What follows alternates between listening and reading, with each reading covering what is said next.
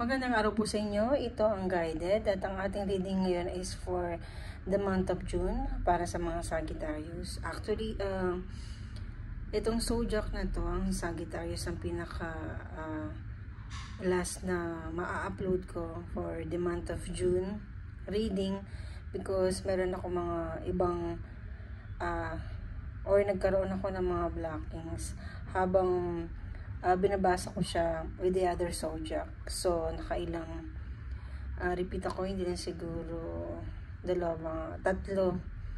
And, hindi ko lang alam kung bakit nagkakaroon ng blocking. I don't know kasi, ang father ko din Sagittarius. Inisip ko na lang na baka nasa paligid ko siya na time na binabasa ko yung Sagittarius. So, nawala siya 2023. So, parang inisip ko siya siguro baka binabantayin ako yung zodiac niya yung binabasa ko. So, nasa isip ko lang naman yun. But, ito nga, sana maging diretso na itong reading ko na ito para sa mga Sagittarius ngayong June 2025. So, 4 card spread tayo ngayon and magbabasa tayo ng isang angel message and angel thank you card. And sabi ko nga sa mga ibang zodiac, ay June na ito ay definitely healing and restart para sa ating lahat. So matatapos na yung 2025, yung kalahati ng 2025. At parang binibigyan tayo ng isang kind of relief. Makahinga tayo to meditation and magnilay-nilay tayo kung ano yung mga past trauma natin. At ito din yung month kung saan pwedeng mabago lahat yung mga plano natin at magpapatuloy yun more in a positive way. At may mga opportunity na ibibigay sa atin at yung mga sign na hinihingi natin before is possible ngayong June natin ito matatanggap. So, again, ito isang general reading.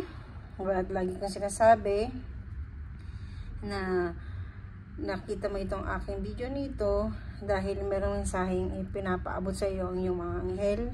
And, sana sa bawat card na mababasa ko ay meron ka doon. Kahit isa doon na messages na para sa iyo. Para sa buwan ng iyong Hunyo.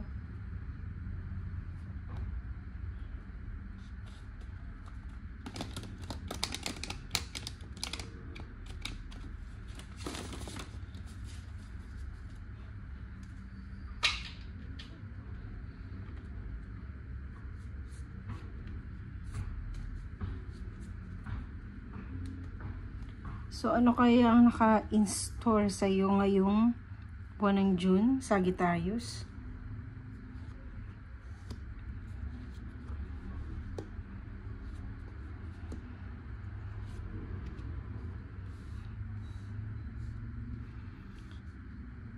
So, itong buwan ng June sa iyo, Sagittarius, masabi natin na yung pinaka-environment mo para sa buwan ng June is something like na yung mga mitiin mo before na na actually nabigyan mo siya ng action for the past few months, but parang medyo merong hindi tama, parang ganun. And parang pinag-iisipan mo ngayon June na mag-change of career or change of plan. So kung parang hindi masyadong umabara yung plan A, plan B, I think mag-go ka dito sa may plan C. But pwede ko siguro maging paayo sa iyo dahil June, katulad ng sinabi ko kanina, is something like na parang balikan natin yung dating tayo. Kung saan ano ba yung mga pangarap natin at meet-in natin sa buhay ng mga panahon na yun na nagpapasaya sa atin at nag-enjoy tayo. Kung magkakaroon ka ng ganong pakiramdam na surely mararamdaman mo yun ngayong June, mag-look back ka lang and dun ka makakuha ng ng message or sign na hinihingi mo na ng matagal din na panahon. And unexpected, you will be nourished this June, kung saan mararamdaman ng isang taong malapit sa'yo na medyo siguro napapagod ka at kailangan mo ng taong magsasabing okay lang yan, magpahinga ka lang, and yun nga, at magbibigay sa'yo ng boost ng iyong emosyon, at magbibigay sa'yo ng mga payo na usual na hindi mo naririnig sa kanya, but ngayon maririnig mo ngayon June.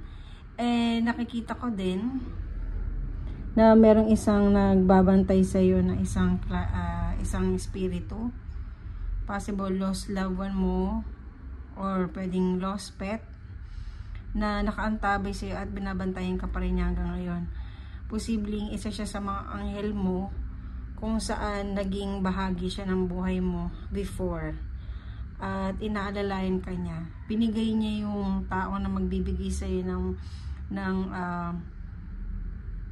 mag-aalaga sa iyo o magbibigay sa iyo ng maraming payo. Parang siya yung ginagamit niya ngayong June para maipaabot niya yung mga mensahe. So kung halimbawa meron siyang ibigay sa iyo mensahe na gusto mong malaman dito sa tao na to, siya yung para magiging instrument niya for you to reach out kanya to this person. So kung sino man siguro yun, pwede mong i-comment siguro sa ating comment section kung meron kang mga ganong klaseng pangyayari sa iyong buhay, na nawalan ka naman sa buhay, na sabihin natin kahit matagal na panahon hindi siya nawaglit sa iyong isipan. And siguro mga difficulties mo lang siguro ngayong June na nakikita ko is how to balance your life between work and study, or work and home, or yung love life mo at saka sa mga bagay na pinagkakabalahan mo. And yun lang yung pinaka baga nahihirapan kang balansehin yun ngayon June. Siguro nakakaramdam ka ng ganong klase ng pagkapagod physically, but mentally masabi natin stable ka naman, at wala naman ako nakikitang tipong magdi-disagree sa'yo ngayong June. Kumbaga parang napapagod ka lang, na parang gusto mo ding magpahinga at walang masyadong isipin, at gusto mo lang gumising ng isang araw tapos mag-almusal ka ng peaceful lang, ganon, or gumising ka sa isang lugar na naririnig mo yung mga ibon o yung simoy ng hangin, maamoy mo sa umaga. So siguro kung pinaplano mo siguro makapagbakasyon ng ilang araw, siguro itong June bago magpasukan, kung estudyante ka man or kung nagtatrabaho ka o magulang ka na nasa bahay lang, siguro kailangan din naman natin siguro take a break kung meron naman tayong panggastos. At kung wala naman siguro, yung take a break kahit sa bahay ka lang, kung saan gusto mo lang din naman i-enjoy yung maghapon mo, na wala ka muna masyadong isipin. Minsan kailangan naman natin ganun yung mag-post muna tayo, yung kahit alam natin na overflow na tayo ng lahat ng bagay, kailangan din natin mag-reset kahit isang araw lang, kung saan huwag mo munang isipin yun. And then siguro kinabukasan mo na lang siguro at least kapag medyo yung isip mo at yung katawan mo, mas madali mong mariresolbahan kung ano man yung mga issue, at mas magkakaroon ka ng encouragement sa sarili mo na okay, kaya ko to, mga ganong klaseng bagay. So by the end of June, yung ano, yung struggle mo from some point na with your finances is ma-overcome mo siya. Hindi ka masyado baga pagdating sa kaperahan ngayong June, hindi mo na siya masyadong intindihin for the rest of kalahati ng taon na ito. Makakakuha ka ng ng source of income kung saan, or magbubusan income mo this June na magpapatuloy siya hanggang matapos ng 2025, at hindi mo siya masyado ng sabihin natin na meron kang laging mahuhugot at meron ka laging matatakbuhan na sarili mong pinaghirapan. And very generous ka. Yung character niya is very generous. So, kung hingi ka ng tulong sa iba, possible makakuha ka din ng tulong sa kanila. Dahil alam nila kung paano ka rin magbigay sa kanila before. And bubunan tayo ng isang angel message.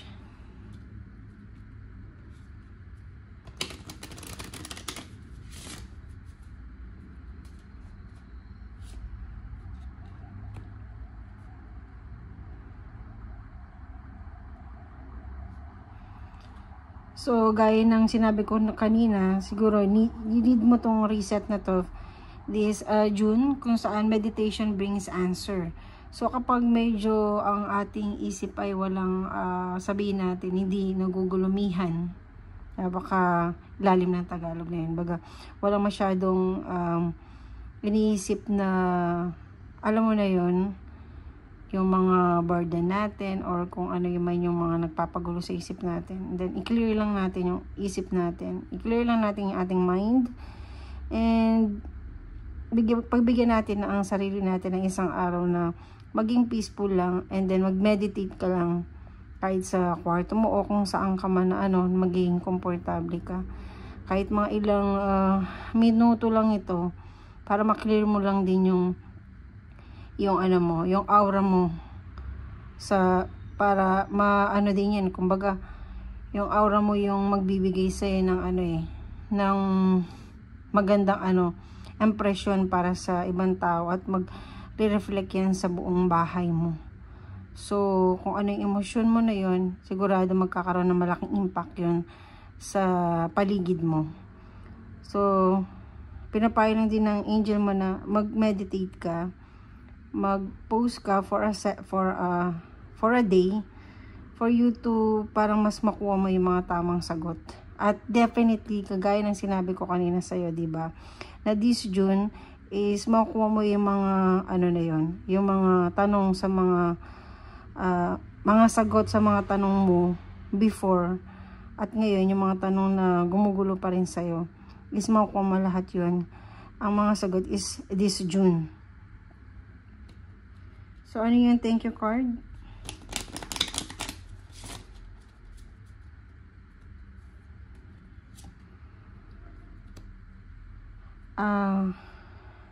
Live your joy.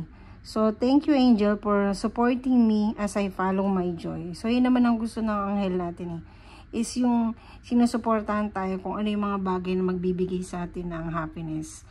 Although, madalas lagi natin naririnig na yung bang kung saan ka magiging masaya, doon ka. Pero iba yung klase ng yung sinasabi ng kung saan ka masaya, doon ka. Iba naman yung joy na binibigay ng ating damdamin, yung mga bagay na siguro, di ba, minsan sa atin kapag nagbigay tayo sa isang tao na naghihirap o naawa tayo sa isang pusa na pag-alagala o may naglilimos and then nagbigay ka, o may nagugutom na tapos binigyan mo ng pagkain, yung klase ng joy na ganun ang sinasabi ko, but not yung material na sinasabi natin kung saan ka masaya kasi nga kasama, sinugod ka ng girlfriend ng isang lalaking gusto mo na sinagot mo, or yung babae na gusto mo sinagot ka, o naka-say yes sa'yo yung pakakasalan mo, o nakakuha ka ng isang magandang trabaho, o yung mga bagay na gusto mo makamit sa buhay, to become successful, is yung magpapasaya sa'yo. So, hindi yun yung sinasabi ng anghel mo na happiness. Yung joy, kung saan na-embrace mo kung sino ikaw, ano ka, ano yung peace of mind mo na tinatawag natin, na kahit saan ka magpunta, kahit maliit na bagay yan, whether may difficulties na dumating, pero ikaw parang hindi naman sa hindi mo siya pinapansin, but nakakakuha ka lagi at nakakita ka lagi ng solusyon dun sa mga bagay na yun. Yung this June, magiging ganun ka. At napakagandang pakiramdam yung ganung klase ng mabuhay ka ng maayos. Is yun yung bagay na joy na sinasabi ng anghel mo sa'yo. Kung saan magiging magaan lang, smooth lang. Kahit kumakain ka pa ng tuyo dyan or parang magiging masaya ka na lagi ka pa rin nagpapasalamat sa mga dumarating sa'yo. Very itong reading ko na sa'yo nito, Sagittarius, magaan yung nararamdaman ko. At minsan parang may iyak ka na lang, tears of joy na sinasabi nila. Yun yung tears of joy na nakakaramdam ka ng ganong klase ng kaginawaan ng iyong puso at mararamdaman mo siya ngayong June. And gusto ko lang bumunot ng isang card.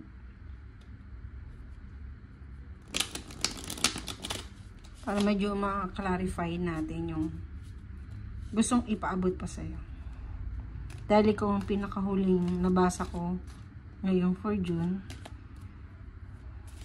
gusto ko mas clear pa. Ako ng clear.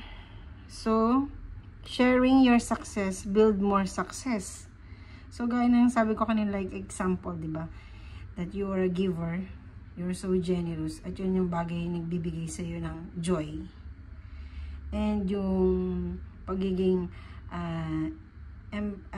empathic or empathy mo sa ibang tao, nilalang kahit ano pa yan, kahit insekto pa yan whatsoever, sorry for the word whatsoever, na nagbibigay sa iyo ng joy. At this June, maramdaman mo na ka bless. At andahin doon yung mga blessing na nararamdaman mo yun kahit sa pinakamaliit lang. Sabi ko nga sa'yo kanina, kahit sa pinakamaliit lang na blessing na pagpapasalamat mo, ikaw mismo is mararamdaman mo yun, and then mas papalitan pa yun. Bibigyan, kung nagbigay ka, whether material man yan o pagmamahal or mercy,